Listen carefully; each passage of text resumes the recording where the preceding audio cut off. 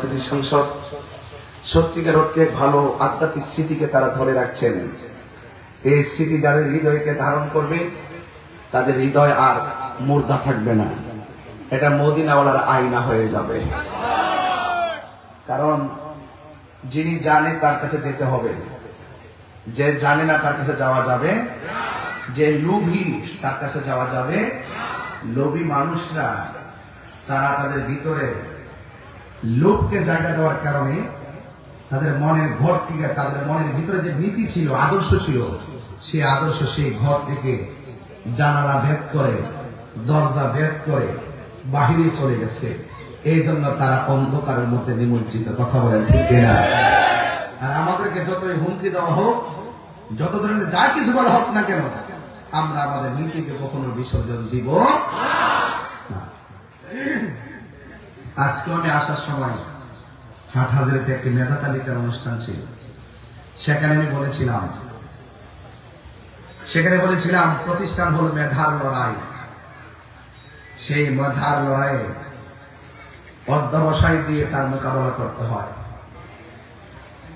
বুঝতে পেরেছেন? অধ্যবসায় করতে গেলে ঘাম ঝরাতে হয়। পাঠ্যপুস্তকের পড়ালেখা দিয়ে মানুষ দুনিয়ার বিভিন্ন চাকরি বাকরি করে, জীবিকা নির্বাহ করে, কিন্তু এই দুনিয়ার পর তো আরেকটি জায়গা আছে চিরস্থায়ী। সেই জায়গাটা আপনি কিভাবে নিজের জীবনকে আলোকিত করবেন? দুইটা প্রতিষ্ঠান, একটা পাঠ্যপুস্তকের প্রতিষ্ঠান, আরেকটা আছে রুহানি প্রতিষ্ঠান। রুহানি প্রতিষ্ঠান হলো আল্লাহর ওলিদের দরবার। কথা বলেন ঠিক কিনা? এই জন্য আমার বাবারা, আমি অনুরোধ করব আল্লাহর ওলিদের কাছে থাকবেন, এদের কদমে থাকবেন এবং আল্লাহর ওলিদের কাছ থেকে আপনারা কিছু নেওয়ার চেষ্টা করবেন। আল্লাহর ওলিদের সোহবতে, আওলাদ রাসূলদের সোহবতে আপনি যদি কিছু সময় বসেন, আপনার অনেক ইবাদতের সওয়াব পেয়ে যাবেন।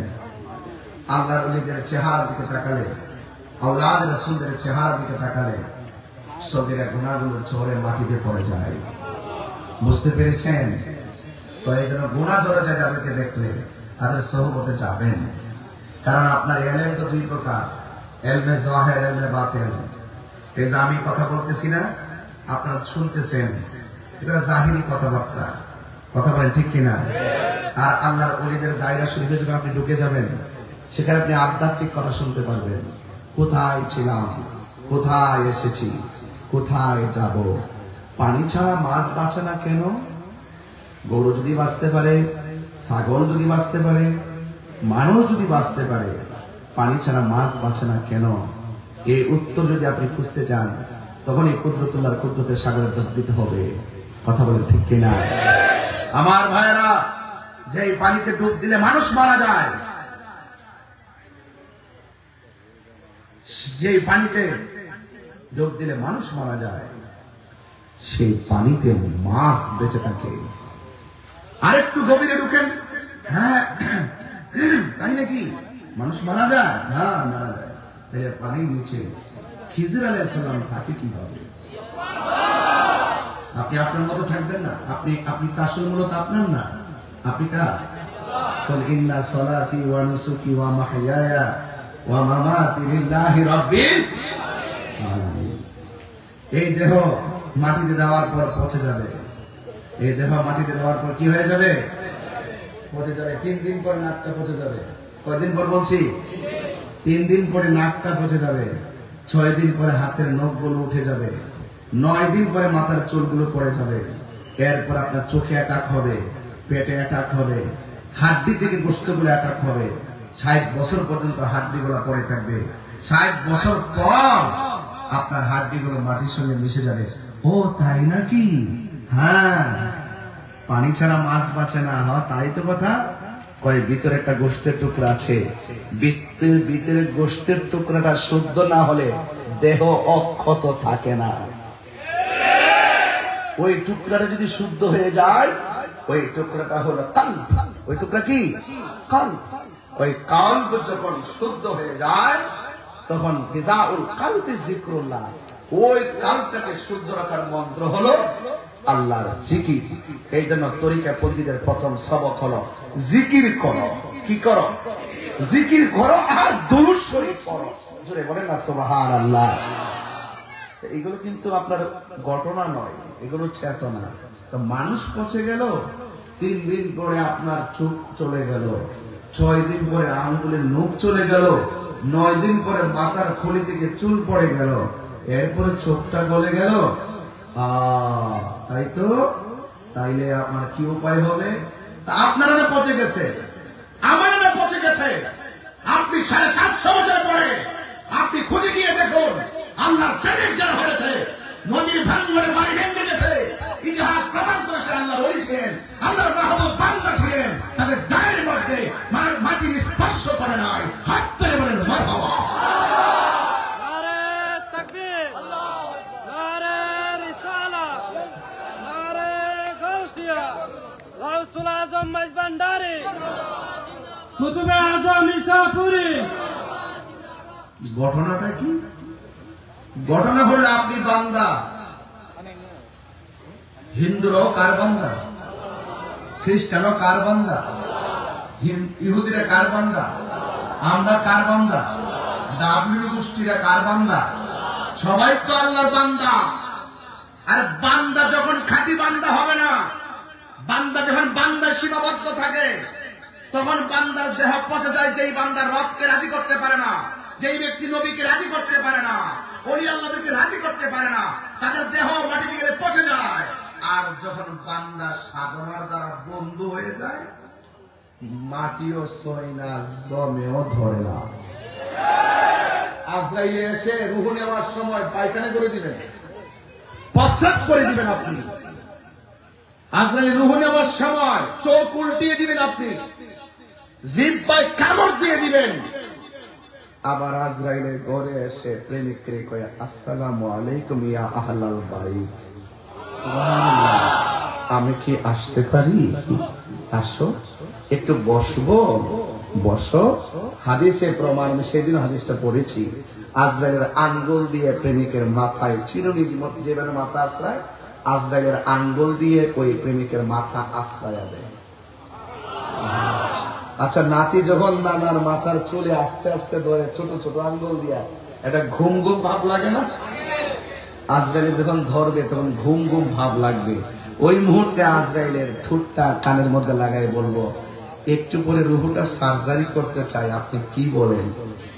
তাড়াতাড়ি রুহুটা সার্জারি করো, আমার আল্লাহ এবং আমার নবীর সঙ্গে দেখার জন্য মনটা পাগল হয়ে রয়েছে। প্রেমিক বন্ধু, বন্ধুদের দাম অনেক বেশি। এই জন্য আপনারা আজকে যারা এসেছেন একটি আধ্যাত্মিকতার সেন্টার, তো এই জন্য আধ্যাত্মিক সুরে কিছু কথা বললাম। যে কথাগুলো হলো ফাইনাল কথা হলো নো thyself, আগে নিজেকে চিনুন। কাহিনী কি হয়েছে এটা আপনার জানা দরকার নেই, সে ভালো কিনা মন্দ এটা বোঝার দরকার নাই। আমি কতটুকু ভালো হতে পেরেছি আগে আমি নো thyself, নিজেকে চিনুন। মান আরাফা নাফসাহু ফাকাদ আরাফা রাব্বাহু, যে ব্যক্তি নিজেকে নিজে চিনতে পেরেছে সে আল্লাহ চিনতে পেরেছে। আর আল্লাহ যখন আল্লাহকে যখন চিনতে পেরেছে, আল্লাহ বলে তোমার হাত, তোমার চোখ, তোমার জবান, তোমার কদম, তোমার পা আল্লাহ পাকের ইশারার ভিতরে পড়ে যায়। সুবহানাল্লাহ। এজন্য বলছি ইয়া রাসূল, আপনার হাতে যারা বায়াত হবে তাদের হাতের উপর আমার হাত। সুবহানাল্লাহ বলেন না? ইয়াদুল্লাহি ফাওকা আইদিহিম। ও বন্ধু, আপনার উপরে, আপনার হাতে যারা হাত রেখেছে তাদের হাতের উপরে আমার হাত। তাহলে বোঝা গেল আল্লাহ রাসূল মুর্শিদ নাম কয়টা? 3টা, ঘর একটা। আল্লাহ রাসূলকে, মুর্শিদকে আতিউল্লাহ ওয়া আতিউর রাসূলা ওয়া উলিল আমরি মিনকুম। ওই কিছু বাটফার মৌলবী আছে যারা টাকা খায়া ঈমান পাল্টা, এরা এই আধ্যাত্মিক কথাগুলো বুঝে না। ঠিক, এদের সঙ্গে হলো আমাদের সবচেয়ে বড় প্রবলেম। তারা জেনে শুনে সত্যকে গোপন করে ডাইরেক্ট আল্লাহর কাছে চাবে। আরে বেটা, আমরা কেউ অন্য কার কাছে চাই নাকি? আরে চাই তো আল্লাহর কাছে। আল্লাহ তো দেওয়ার মালিক, আমরা তো জানি। কিন্তু আল্লাহ প্রদত্ত ক্ষমতা বলে, আল্লাহ প্রদত্ত ক্ষমতা বলে আল্লাহর ওলিদের রুহানিয়ত এই মাহফিলে আসার ক্ষমতা আছে না ভাই? আমার নবী থাকার ক্ষমতা আছে না নাই? তো তোদের তো জলে কেন? তোদের জলে কারণ তোরা ডলার খায়া কালার পাল্টাস। আমরা ডলার খায়া কালার পাল্টাই না। আমি কি বোঝাতে পেরেছি আপনাদেরকে? এই জন্য আমরা বন্ধু হতে চাই। কি হতে চাই? বন্ধু হতে গেলে আপনাকে উসিলা করতে হবে। যিনি বন্ধু তার কাছে যেতে হবে। ও আপনি কার পাগল? আমি আল্লাহর পাগল। আল্লাহর একটু দেখতে চাই। চলো রওনা দিচ্ছে। একটু পরে কয় তোরে বানাইছে কেন? আল্লাহ। তাহলে তুই তার পিছনে যাস কেন? ও আচ্ছা তাই নাকি? আসলে তো কথা সঠিক, যুক্তি তো সঠিক। এমনিতে দিব্যে যেতেছে। তখন আল্লাহ জিজ্ঞাসা করে কিরে কি হয়েছে? আমার একজন বলছে যে আল্লাহ পর্যন্ত পৌঁছালে তা আল্লাহ নিয়ে যাবে, আপনি কেন? তখন প্রেমিক বলছিলেন, ওলি আল্লাহ বলছিলেন, তুই তো বেটা আল্লাহরে চিনস না। আল্লাহকে রাজি করেছে আমি, আল্লাহকে চিনি আমি, আল্লাহর রহস্য জানি আমি। তুই তো প্রাইমারিতে আসস, তোকে তো আল্লাহ পর্যন্ত আমি পৌঁছায় দিব। যে তোকে পৌঁছায় সেটা শয়তান। শয়তানরা যুক্তি দিয়ে ধোঁকা দিবে, আর আমরা ঈমান দিয়ে মোকাবেলা করব। গাউসে পাকরে বলছিল শয়তান আয়েশা, আব্দুল কাদের বহুত যুক্তি দিয়ে ঈমানদারদের পর্যন্ত বিমান বানাইছি, আপনার আজকে পারলাম না, আপনার এলেম আপনার বাঁচাইছে। তখন গাউসে পাক বলছিল আমার এলেম আমার বাঁচাইছে না, এখানেও তুই শয়তানি হাত পাচ্ছস, আমার আল্লাহ বাঁচাইছে। সুবহানাল্লাহ। তাহলে মাল্লাহুল মাওলা ফালাহুল কুল। যে ব্যক্তি আল্লাহর হয়ে যায় সারা পৃথিবী তার হয়ে যায়। যে ব্যক্তি রবকে চিনেছে সে আমার, সে যে নিজেকে চিনেছে সে রবকে চিনেছে। এই জন্য আমি বলছিলাম এলেম দুই প্রকার, একটা জাহিরি একটা বাতিনি। এলেমের বাইরে আরো এলেম আছে, শরীয়ত, তরিকত, হাকিকত, মারিফত। বাংলাদেশের কিছু মৌলবী আছে শরীয়ত নিয়ে খুব ওয়াজ করে, পর্দা ফরজ একদম। আমাদের কর্মীগুলো একবার তাকালে দ্বিতীয়বার আর তাকাবে না। আবার এখন থেকে তারা একসাথে বৈশা বৈশা ম্যাডামদের সাথে আলাপ আলোচনা করবে। আমার যুবক পোলাপান গুলো কই আছে কিনা? আজকের মাহফিলে আছে কিনা? এরকম দ্বিচারিতা যারা করে এদেরকে মুমিন বলা হয় না, মুনাফিক বলা হয়। ম্যাডামদের সাথে হুষ্টি নষ্টি করে।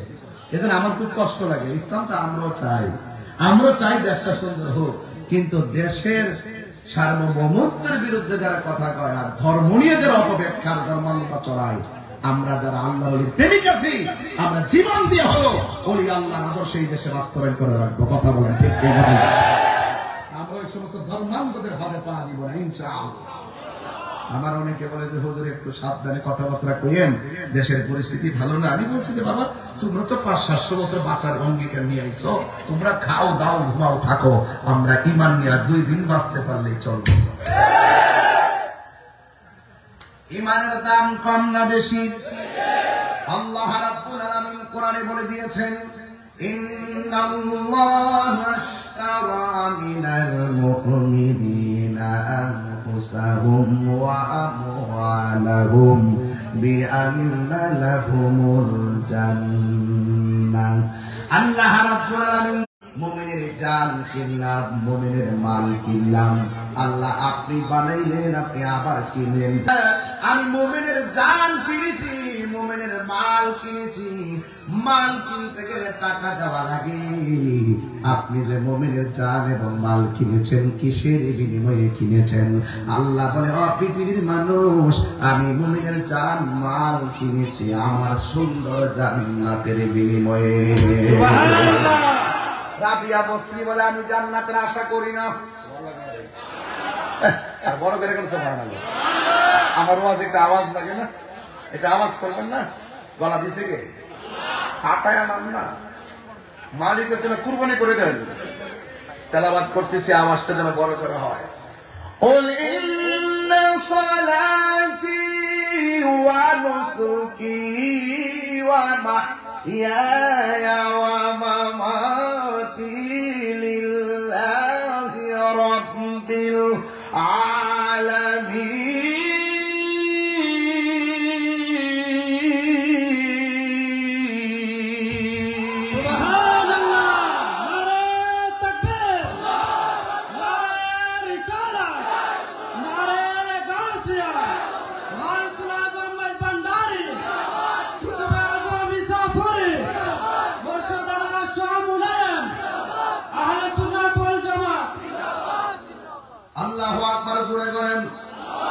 আর জোরে আল্লাহু আকবার। এই জন্য আমার যুবক পায়ের মধ্যে হাত দিয়া বলি, আমার জীবন, আমার মরণ, আমার নামাজ, আমার কুরবানি শুধুমাত্র গরুর গলা থেকে রক্ত প্রবাহিত করার নাম কুরবানি নয়। নিজের পশুটা, ভিতরে একটা পশু আছে, এই পশুটারে জবাই করার নাম কুরবানি। কথা বলেন ঠিক কিনা? আমার বন্ধুরা, আল্লাহ বলছেন আমি মুমিনের জান কিনলাম। আপনাদের কি কষ্ট হচ্ছে? আমার ওয়াজের লাইনটা কি খারাপ ধরছি নাকি? আমার ওয়াজের লাইন কি কোনো বেয়া লাইনে ধরেছি? হ্যাঁ, কিছু কিছু হক কথা তো বলতেই হবে। আমি কি কারো ডরায়া কথা কই নাকি বাবা? এই দেশে সব দেখা শেষ, আউলিয়া কেরামের বাংলাদেশ। কথা বলেন ঠিক কিনা? পরিষ্কার কথা, আমার কথা পরিষ্কারই থাকে। মুমিনের জান কিনেছেন কে? মুমিনের মাল কিনেছেন কে? কিসের বিনিময়ে কিনেছেন? জান্নাতের বিনিময়ে। রাবিয়া বলছি আমি জান্নাতের আশা করি না, আমি জাহান্নামকে ভয় পাই না। কয় কেন? কয় আমি আমার জান্নাতের মালিকের পাগল।